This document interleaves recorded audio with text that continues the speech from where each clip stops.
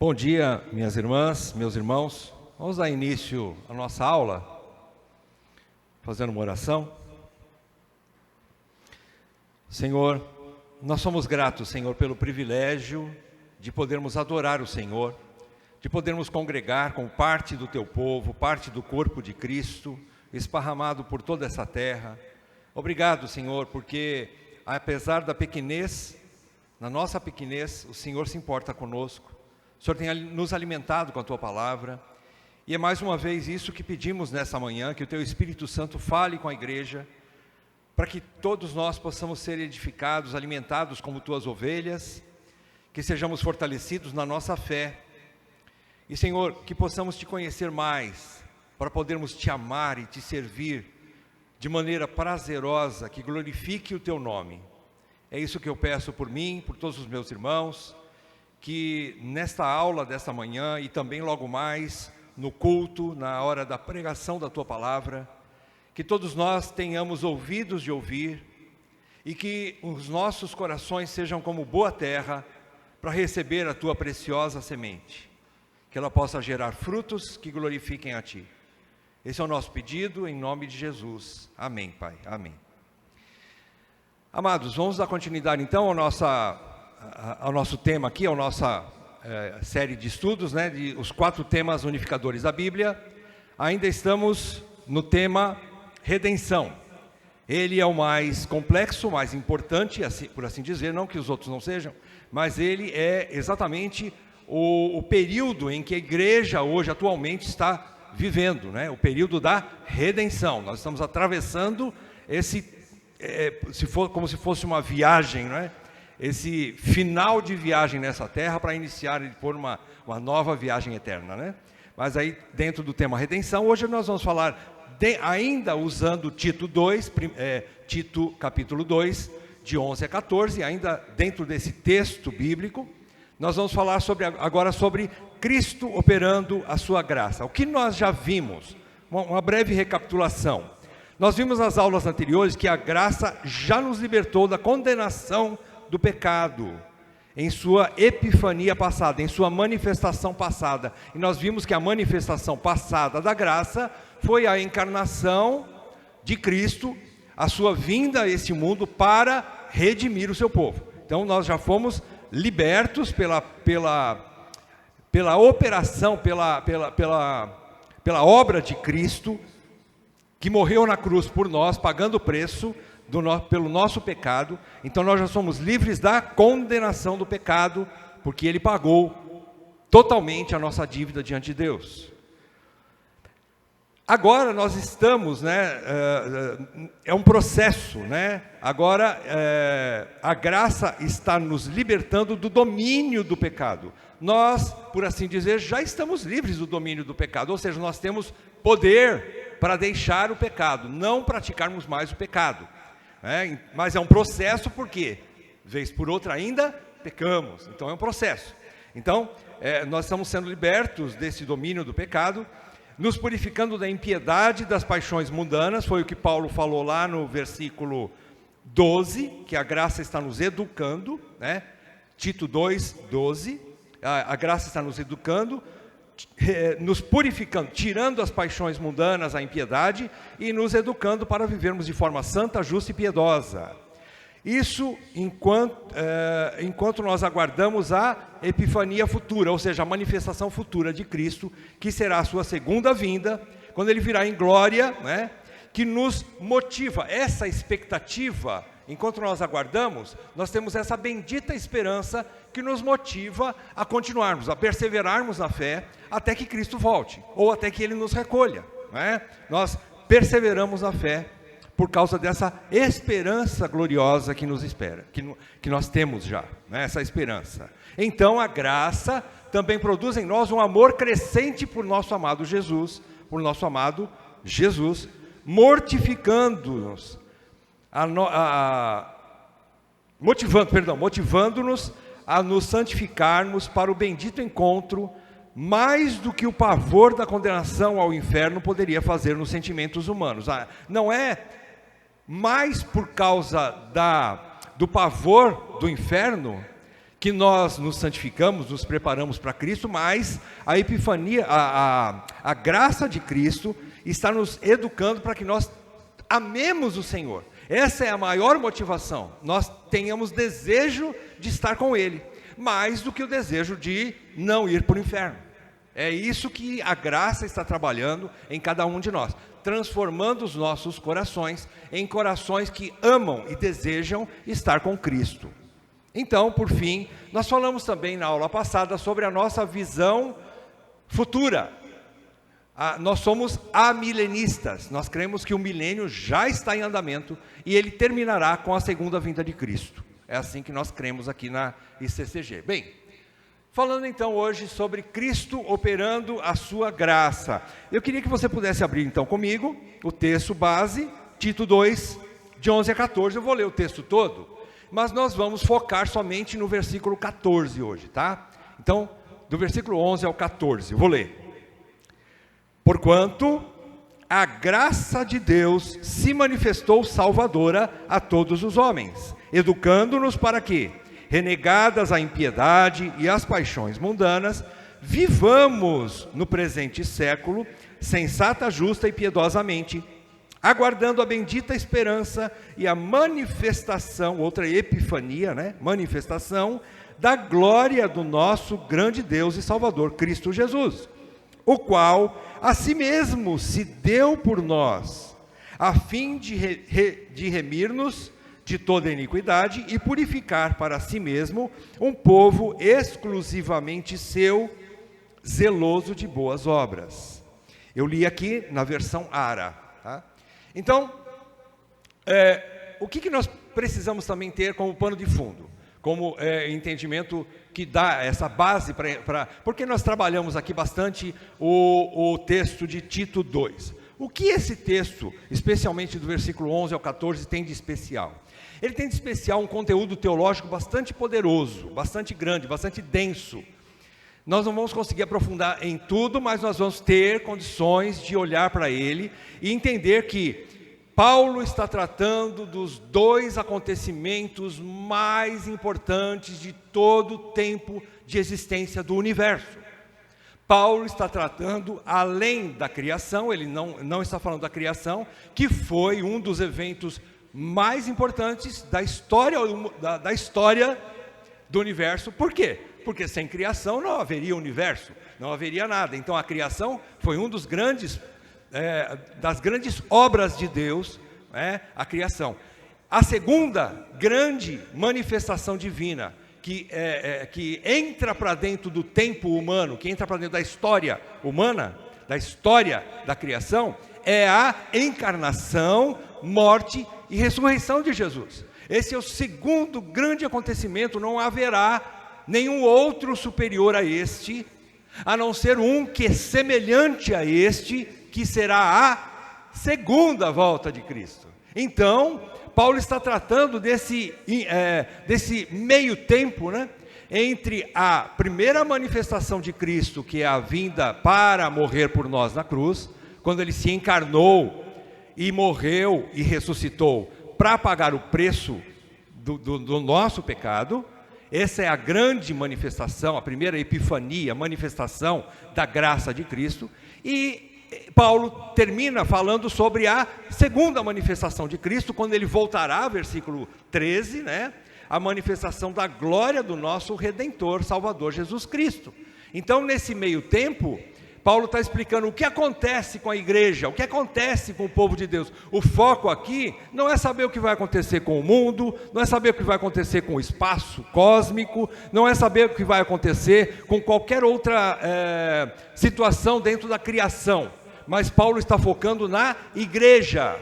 Ela é a atenção maior de Cristo, é a sua igreja. Ele está com os seus olhos fixos na sua noiva.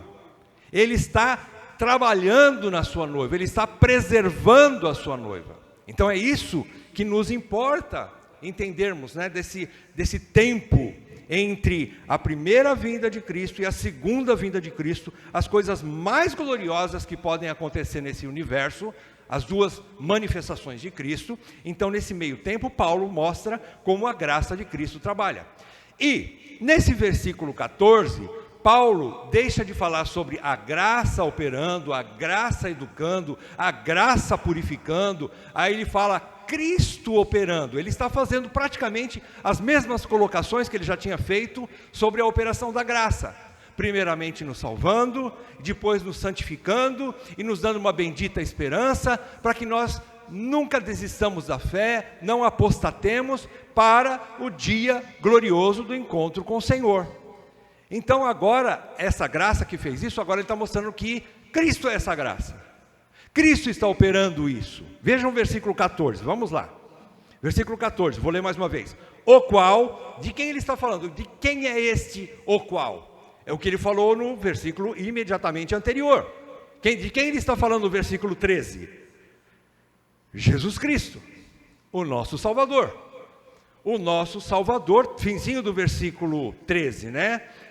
O grande Deus e Salvador, Cristo Jesus, o qual, a si mesmo, Ele mesmo, se deu por nós, a fim de remir-nos de toda iniquidade e purificar para si mesmo um povo exclusivamente seu, zeloso de boas obras. Então Paulo está falando o seguinte: o que a graça fez é o que Cristo faz. Então Ele opera a sua graça em nós.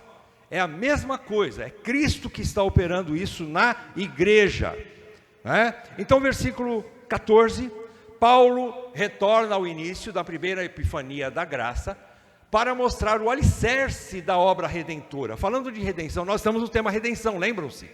Vamos sempre recordar, qual é o tema que nós estamos trabalhando esses últimos tempos? Redenção, falando da redenção. Então, a base, o alicerce da obra redentora, é o que ele vai tratar agora, que é a operação do Espírito de Cristo na sua igreja. Olha aqui, agora, Paulo mostra que é o Espírito de Cristo que opera a graça, que opera essa graça na igreja. Nós temos aqui 3 pontos que Paulo fala neste versículo 14. Primeiro ponto, ele fala que há um presente da graça. O presente, o dom da graça. O presente, né, a dádiva que Deus nos concedeu pela graça. Qual é o presente da graça? O qual, a si mesmo, quem é esse? Como eu falei, o qual a si mesmo, está falando de Jesus. Jesus é o presente da graça. Jesus é o presente, o qual a si mesmo se deu por nós. Então, Ele se deu gratuitamente. Mais uma vez, falando também sobre a graça, agora no sentido de que não foi por mérito que nós ganhamos esse presente. Não foi por boas obras que nós ganhamos esse presente. Não foi por ter nascido de uma maneira tão honrada dentro de uma família toda bonitinha, certinha, que nós ganhamos esse presente. Não, presente é presente. É dádiva, independente daquilo da pessoa que está recebendo aquele presente. Se fosse por causa de mérito, não seria presente, como Paulo fala, seria salário, né? Quando eu faço alguma obra e eu mereço alguma coisa em troca, isso não é presente, isto é salário, é recompensa. Não foi dessa forma que nós recebemos Cristo. Nós recebemos imerecidamente, sem merecer, Cristo se deu. Então ele fala lá no comecinho, o qual a si mesmo se deu por nós. Queridos, olha que frase, não foi a cruz do Dr. Hernandes, ele fala que não foi a cruz que produziu a graça, mas é a graça que produziu a cruz. Nós podemos entender que, o que significa a cruz? Quando nós falamos da cruz, a cruz fala da morte, fala da morte que nos substituiu. Quem eram os merecedores da morte por causa do pecado? Se a morte é o salário do pecado, então não foi por causa de pecados que Cristo morreu por Ele mesmo, ou pecados dele, né? Então Ele morreu por pecados de outros. Isso aqui é chamada de expiação vicária, ou seja, substitutiva. Ele se deu para pagar o preço por outros, porque Ele não devia nada, Ele era puro, é Deus, Deus santo, santo, santo, totalmente puro e imaculado, sem pecado algum. Mas, por amor, a graça aqui no sentido de gratuita, né? Ela veio gratuitamente para nós e também mostrando o amor. Essa graça que moveu Cristo a obedecer o Pai, se encarnar e morrer por nós na cruz. Então, foi a graça, o amor de Cristo por nós, que nós chamamos também de graça, que produziu a cruz. A cruz era necessária. Aqui a gente vê que o amor não é estático, ou o amor só pode ser, de fato, evidenciado ou percebido através de ações, através de um movimento, através de fazer alguma coisa para provar que ama alguém. O amor não são só sentimentos ou palavras, mas também Cristo mostrou que o amor é se entregar, é fazer algo, é se doar. Então aqui houve uma obra, né? Você percebe no versículo 14 que tem dois verbos aí que mostram que é Cristo quem estava operando. A graça, ou Cristo, que é a graça de Deus, está operando. Perceberam os dois verbos no versículo 14? Primeiro ele fala, o qual a si mesmo se deu por nós, a fim de, qual é o propósito? A fim de, primeiro verbo é remir-nos. Remir-nos. Ele agiu, o verbo é ação, não é? Ele agiu de forma a nos remir. Como é que ele nos remiu? Ele nos remiu através da cruz. Da cruz. Por isso que a cruz tinha que acontecer. Não tinha qualquer presente que Cristo pudesse dar para nós. Saúde, bom casamento, muito dinheiro, comidas da melhor, uma vida regalada. Mas se não tivesse a cruz, nós não teríamos o maior presente do mundo. Nós teríamos alguns presentinhos, mas não resolveria o problema do pecador. O problema do pecador não seria resolvido sem a cruz. Então o grande presente de Deus para nós foi Cristo, e não somente Cristo, mas Cristo morrendo por nós na cruz, agindo completamente para nos remir, primeiro verbo, né? Para nos remir. Então, Cristo morreu a nossa morte para vivermos sua vida. Isso foi um presente, uma troca. Ele ficou com o nosso pior, não é? A morte simbolizando o pecado. Ele tomou sobre si as nossas iniquidades. Ele levou sobre si no madeiro, na cruz, os nossos pecados, não é?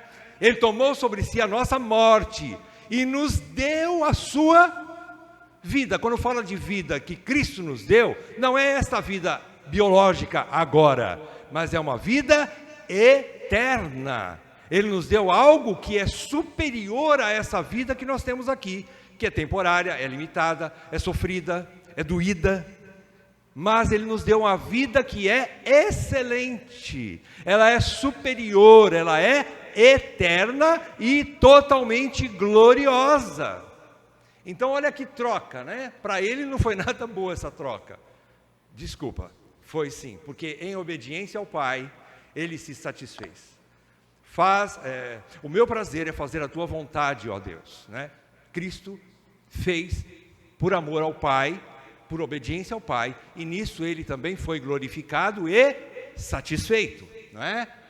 Então, Cristo morreu a nossa morte para viver a sua vida. Ele foi a maior dádiva, o maior presente, incluindo a cruz, tá? A vinda dele, e não só a encarnação, a vinda, mas também a sua morte, ressurreição e ascensão. É a obra completa, que é o presente, o grande presente de Deus para nós, ok? Então, a entrega voluntária de Cristo por nós, como nosso fiador, representante e substituto, porque fiador, ele assumiu a nossa dívida. Fiador fala de alguém que assume uma dívida que não é dele.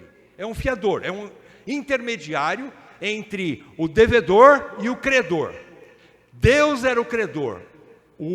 Deus era aquele que tinha em suas mãos as notas promissórias que eram contra nós. Quem somos nós? Somos os devedores. Entre o credor, que é aquele que tem o direito de receber, e o devedor, que é o que deve, Tem o fiador, é aquele que assume a dívida do devedor para pagar ao credor, ok? Então ele é o fiador, ele é o nosso representante, porque Hebreus fala que sangues de bodes e de carneiros e de qualquer outro animal jamais poderiam resolver o problema do pecado. Eles não apagam o pecado humano. Por quê? Porque teria que ser carne por carne, homem por homem, animal por animal. O sangue de bodes purificaria os pecados dos bodes, se houvesse.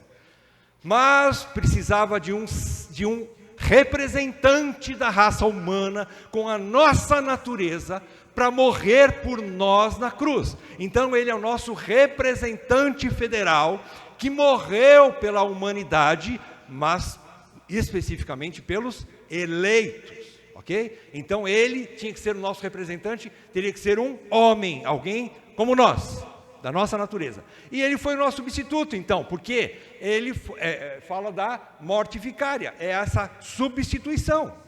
Ele assumiu o nosso lugar na cruz, que na verdade éramos nós que deveríamos morrer na cruz, pelos nossos pecados, mas ele tomou o nosso lugar e nos substituiu. Então isso fala de substituição ou morte vicária, né? Pode ser morte vicária. Então Jesus Cristo se doou por sua igreja para remi-la do pecado.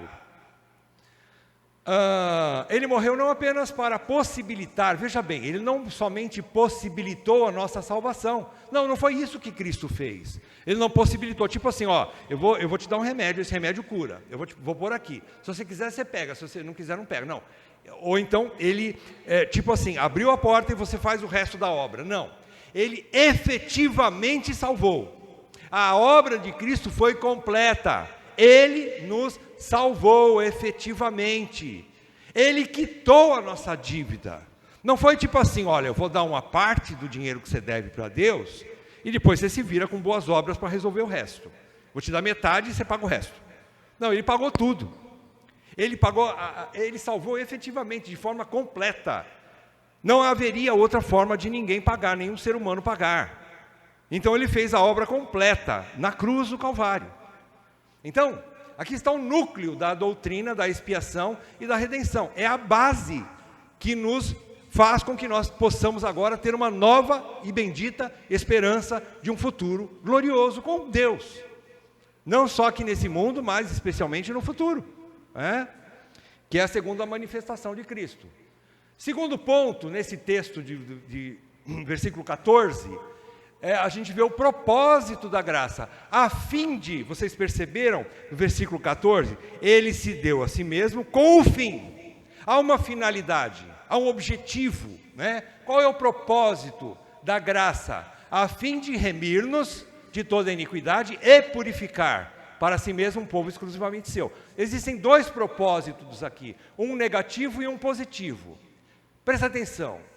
Primeiramente, a graça nos salva do poder que nos faz pecar. Ela nos tira as algemas, né? As cordas que nos amarram ao pecado. A graça ou a operação de Cristo, falando mais uma vez, Cristo operando, né? Através da sua graça, ele nos liberta do poder do pecado que nos escravizava. Então, primeiramente, ele nos livra daquilo que é ruim, como por exemplo, Romanos 6, 1 e 2, eu quero ler rapidamente com você. Paulo diz claramente lá em Romanos 6, vamos lá, Romanos capítulo 6, presta atenção, versículos 1 e 2, 1 e 2, que Paulo diz aqui, olha só. Que diremos, pois? Permaneceremos no pecado para que seja a graça mais abundante? Aí ele mesmo responde essa pergunta retórica que ele faz. Versículo 2. De modo nenhum, ou seja, jamais permaneceremos no pecado. De modo nenhum. Como viveremos? Ele vai explicar agora. Como viveremos ainda no pecado? Nós, os que para ele morremos. Ou seja, o pecado já não tem mais poder sobre nós. Por quê? Porque Cristo nos redimiu. O começo do versículo. A fim de remir-nos. Remir, aqui, tem a conotação de pagamento de dívida. Remir quer dizer quitar, ou pagar a conta. Remir está falando de libertar alguém que estava preso. Tem essa conotação de libertação e também de quitação de dívida. Eu não devo mais nada ao pecado, eu não estou mais amarrado ao pecado. Então ele nos libertou, né? Remir é isso, ele nos libertou do pecado. Então, nós morremos para o pecado porque fomos libertos do domínio do pecado. Isso é o que lá no versículo 12 fala que ele nos libertou da iniquidade, né?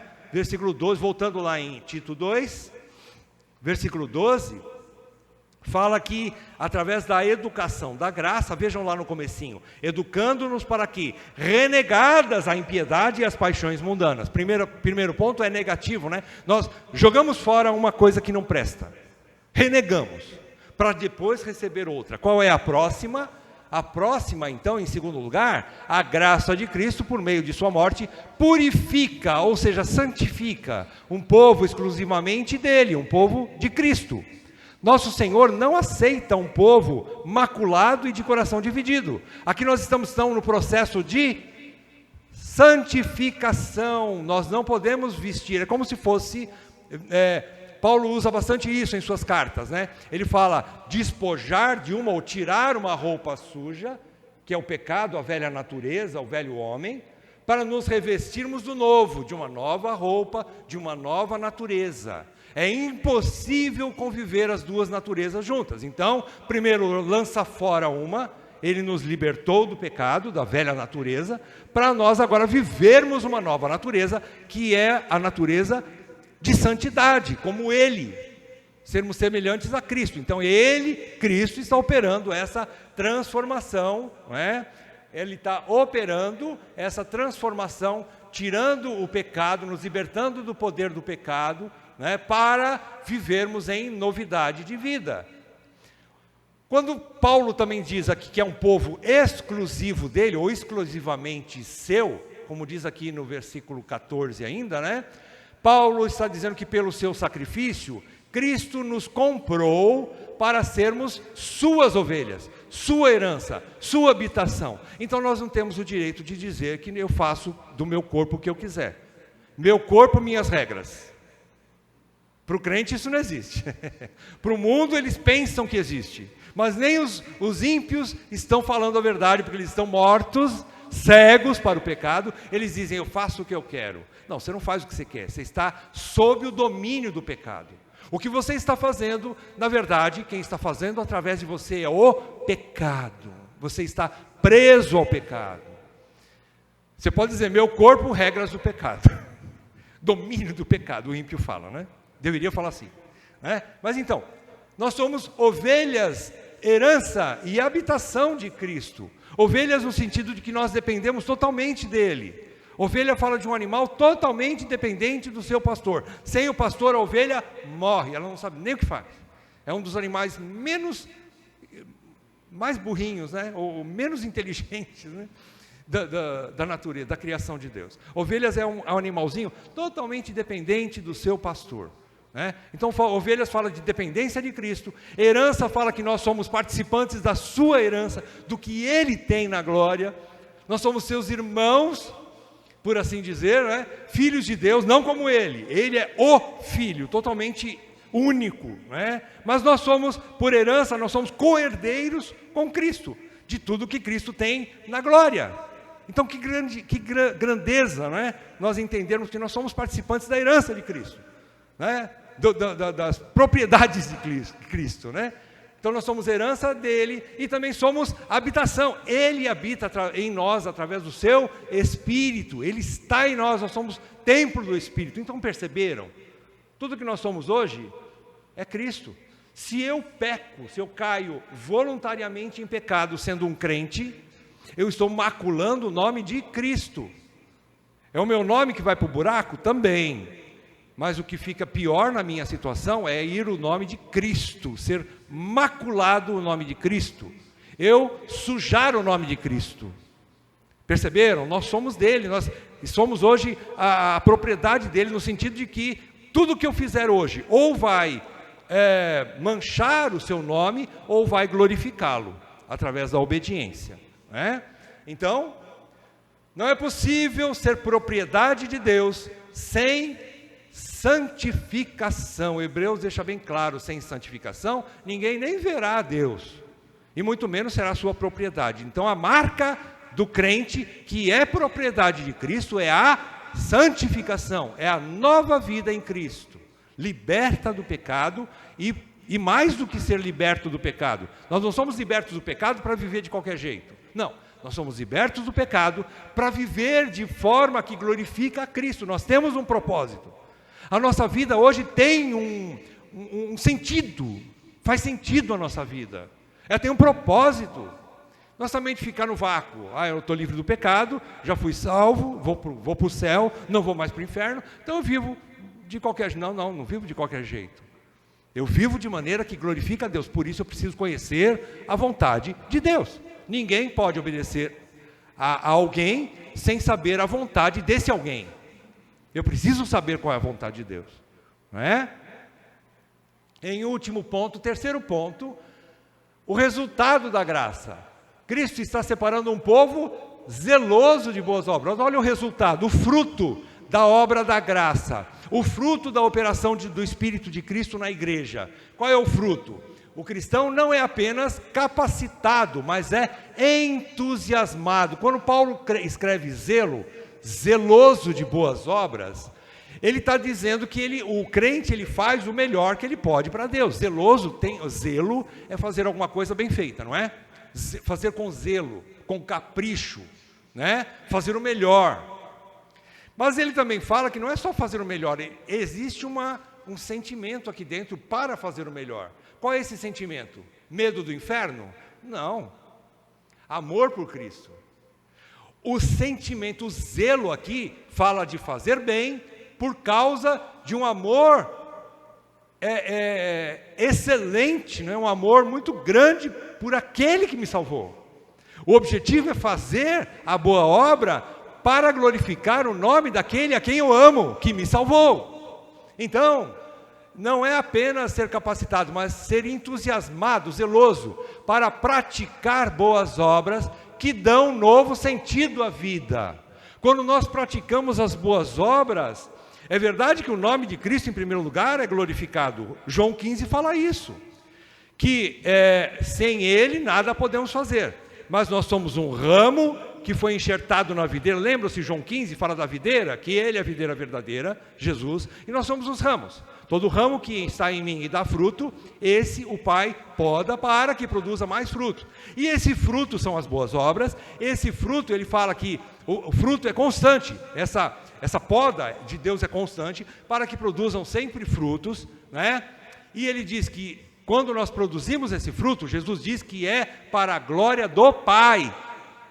É para a glória do Pai, né? Então o Pai se alegra quando nós, como ramos, produzimos frutos, ou seja, quando nós praticamos as boas obras, ok? Quando nós praticamos as boas obras, e não somente como o filho mais velho, né? O irmão mais velho do filho pródigo.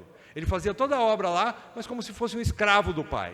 Não, é fazer boas obras, mas por amor ao Pai. É com um coração diferente, um coração zeloso e amoroso, desejoso de agradar o Pai com essas boas obras, com um desejo diferente.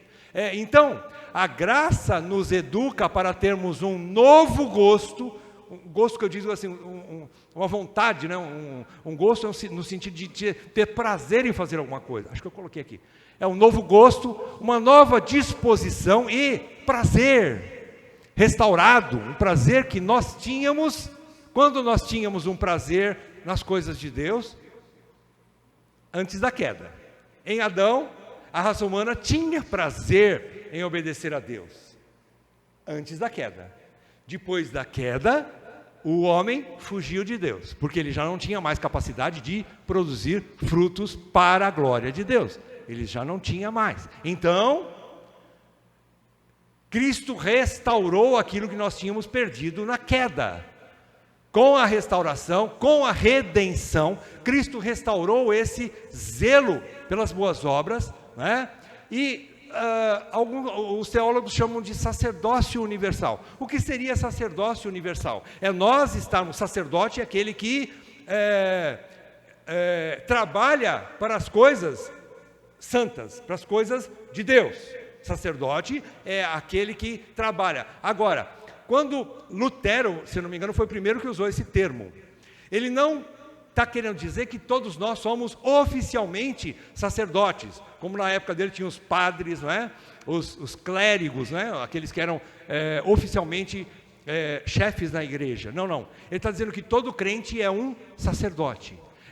Tudo que ele faz, seja lavar uma louça, fritar um ovo, fazer pipoca, toma cuidado para não pôr o dedo dentro da panela. E aí você vai fazer tudo que você... O Lutero usou a analogia do sapateiro. Um sapateiro. O sapateiro, a pergunta de Lutero é a seguinte: como um sapateiro pode glorificar a Deus? Alguém chegou e perguntou para ele. Ele disse: faça um bom sapato de qualidade e venda por um preço justo. Isso é um sacerdócio. Você está fazendo uma coisa boa para a glória de Deus. Seja qualquer obra que você faz nesse mundo, sendo médico, sendo advogado, professor, funcionário público, gerente de loja, qualquer dono de casa, estudante, tudo que você fizer é um sacerdócio. Você está fazendo ou para a glória de Deus, aí é que está, né? Ou para denegrir o nome de Deus. Se você é crente, tenha isso em mente. Tudo que você faz pode ou glorificar a Deus ou desonrá-lo. Então, tomemos cuidado, né? Por isso nós temos hoje noção do que é certo e errado. Mais do que qualquer outra pessoa, nós temos noção do certo e errado. Ok? Então isso chama-se sacerdócio universal. Não somos mais escravos do eu, mas agora somos livres para servir ao Redentor e ao seu povo com o nosso melhor. É oferecer o nosso melhor. Quando nós fazemos, aqui a gente faz muita confusão, né? Às vezes lá em casa eu faço todas as coisas que minha esposa pede, ela pede para trocar uma lâmpada, eu faço lá de mau jeito, faço de qualquer jeito. Ou ela pede para passar uma tinta numa parede que está lá, falta uma pintura, e eu vou lá e faço de qualquer jeito. Aí quando o irmão lá, o diácono da igreja chama, irmãos, nós estamos precisando fazer uma pintura aqui na igreja, eu vou lá, nossa, eu faço com todo carinho, não é exatamente aquilo que está lá no templo, é confusão isso, mas é o que eu estou fazendo lá em casa, lá no meu trabalho, lá na minha escola, diante do governo civil, diante das autoridades. Como eu estou agindo? É fazer bem em todo lugar, não é só no salão da igreja. No salão da igreja, se não tivesse salão, a igreja continuaria, mesmo que fosse embaixo de uma árvore, a igreja continuaria. O salão é só para abrigar e dar um conforto para nós nesse salão que está lá fora. Mas é só isso, é uma caixa que daqui a um tempo vai acabar quando o Senhor voltar. Nós não, nós vamos com Ele para a glória, né? É isso a igreja, nós somos a igreja, não é? O povo de Deus. Então, servirmos a Deus, ao Redentor, a Cristo e ao seu povo com alegria, com o melhor, com motivação correta, né? Com o coração colocado naquela obra, fazendo aquilo com amor, com zelo. Deus nos salvou para as boas obras e não por causa delas. As boas obras não são o fundamento da nossa salvação, mas são o fruto da salvação. E devemos praticá-las com fervor, paixão e zelo. As boas obras nós devemos praticar dessa forma. Agora a pergunta é, então, irmão, explica mais uma vez, o que são boas obras? Boas obras são, em primeiro lugar, são o oposto de uma vida de iniquidade, de impiedade e de paixões mundanas, como fala no versículo 12. Boas obras não estão focadas no eu, elas não estão para a glória do eu, porque veja bem, vamos fazer uma comparação, doar comida para pessoas pobres, são boas obras? Fazer uma boa ação no sentido de doar comida para alguém que está com fome, que são pobres, é uma boa obra diante de Deus? Como? Sim, ok. Mas e se eu fizer aquilo para a minha glória? E eu disser, eu estou dando esse alimento, agora eu vou tirar um selfie aqui com essa família, e vou pôr na rede social, para mostrar que fui eu que dei a comida. Isso glorifica a Deus? Então ela pode ou não ser uma boa obra. Se essa boa obra glorificar a Deus, se Deus estiver em primeiro lugar, e se eu confessar que eu estou fazendo isso porque Deus me amou e porque Ele me motiva a servir, então eu estou glorificando a Cristo, não é? Estou glorificando a Deus.